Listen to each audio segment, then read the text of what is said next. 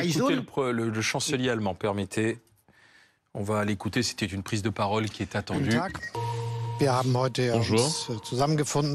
Nous sommes réunis aujourd'hui entre chefs d'État et de gouvernement européens pour échanger sur la façon dont nous traitons notre soutien à l'Ukraine et pour échanger sur la sécurité européenne, ainsi que pour parler de notre propre force. Le format habituel est celui du Conseil européen ou des structures de l'OTAN, mais nous sommes quand même réunis. Pourquoi? Car il y a beaucoup d'acteurs et de participants qui ont des choses à dire sur ces dossiers. Cette rencontre informelle a été extrêmement importante dans une situation très difficile pour l'Europe. Bien. Une chose est claire pour nous. Nous devons continuer à soutenir l'Ukraine. L'Ukraine peut avoir confiance en nous. Nous allons continuer à la soutenir. Nous nous félicitons pour parler pour la paix. Mais pour nous, une chose est également claire et évidente. Cela ne signifie pas qu'il y ait une paix de diktat imposée à l'Ukraine. L'Ukraine ne peut pas accepter tout ce qui lui est présenté sous n'importe quelle condition. Nous sommes donc en lien avec l'Ukraine et son président et nous sommes sur sa ligne sur ce point. Une chose est évidente, l'Ukraine doit pouvoir vivre et a une perspective d'adhésion à l'Union européenne. Elle doit défendre sa souveraineté et sa démocratie et elle doit être en mesure d'entretenir des forces militaires importantes. C'est pourquoi, avec nos partenaires, nos amis américains et internationaux, eh bien, nous allons continuer à permettre à l'Ukraine de se renforcer militairement en temps de paix. Ces choses ne sont pas au menu des négociations. Et je crois qu'il était très clair de le souligner encore.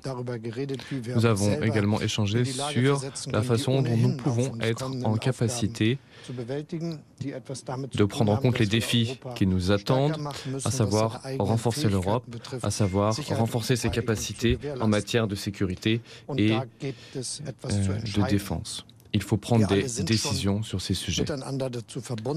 Nous avons déjà échangé et nous sommes d'accord pour dire que nous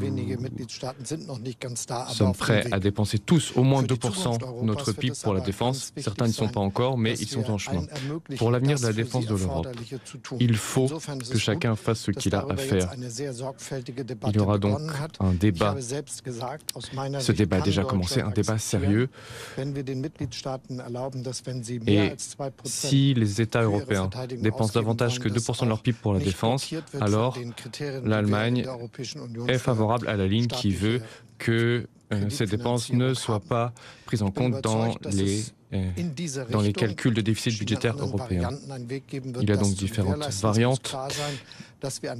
Il est clair qu'un engagement durable est nécessaire pour la défense, et ce, au niveau européen. Et pour cela, il faudra faire les investissements nécessaires. En outre cet objectif de 2%, nous avons également décidé que dans le cadre de l'OTAN, il y a un certain nombre d'enjeux et d'objectifs à remplir, objectifs qui définissent ce que chaque pays doit faire. Il faut également définir les voies et moyens pour tenir ces engagements. Donc, le débat est lancé, il arrive au bon moment. Il s'inscrit également dans le cadre des débats qui sont menés au cadre de l'OTAN. C'est un moment important pour la sécurité.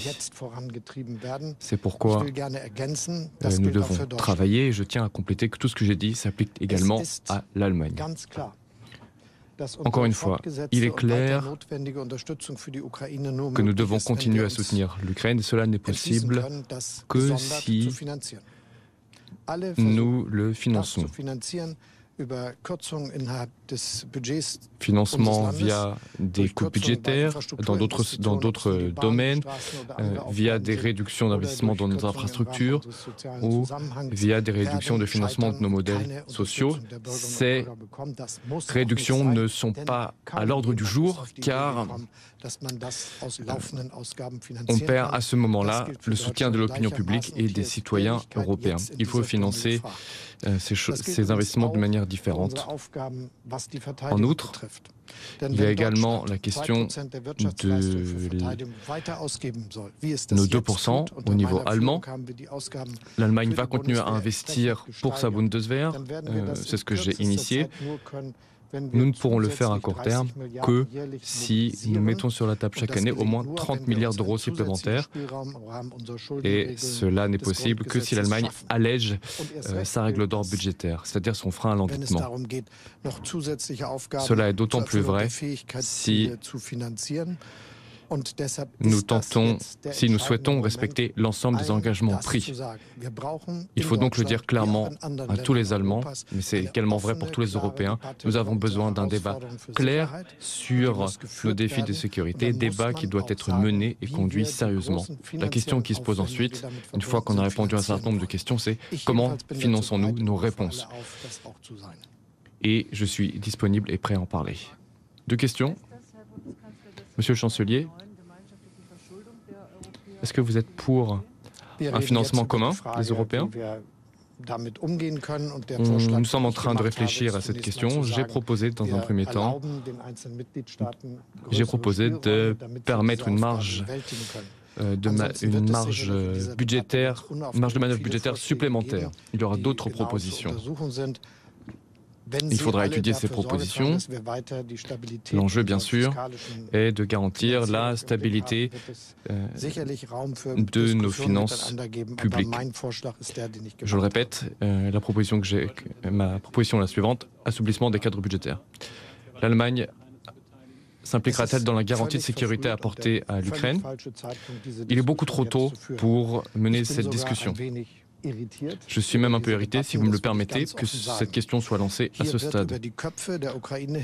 On parle ici dans le dos de l'Ukraine, on parle sur la base d'un accord qui n'existe pas et auquel l'Ukraine n'aurait pas été impliquée dans le cadre des négociations. C'est complètement inapproprié, pour le dire très franchement. Nous ignorons quel sera le résultat de ces négociations. De mon point de vue, beaucoup de points différents seront évoqués, troupes de maintien de la paix au niveau international, et ainsi de suite. C'est un débat inadapté au mauvais moment et sur un sujet inapproprié. Donc j'écarte la question. On n'est pas encore au moment de la paix, on est en plein milieu d'une guerre brutale. Je crois qu'il y a un autre aspect que j'aimerais évoquer. En disant cela, je suis certain que je suis sur la même ligne que tous les responsables politiques européens. Je dis la chose suivante. Il ne peut pas y avoir de répartition ou de dissociation de la responsabilité et de la sécurité entre l'Europe et les États-Unis. L'OTAN, ça signifie qu'on agit ensemble et qu'on partage les mêmes risques et c'est comme ça que nous assurons notre sécurité. Cela ne doit pas être remis en cause.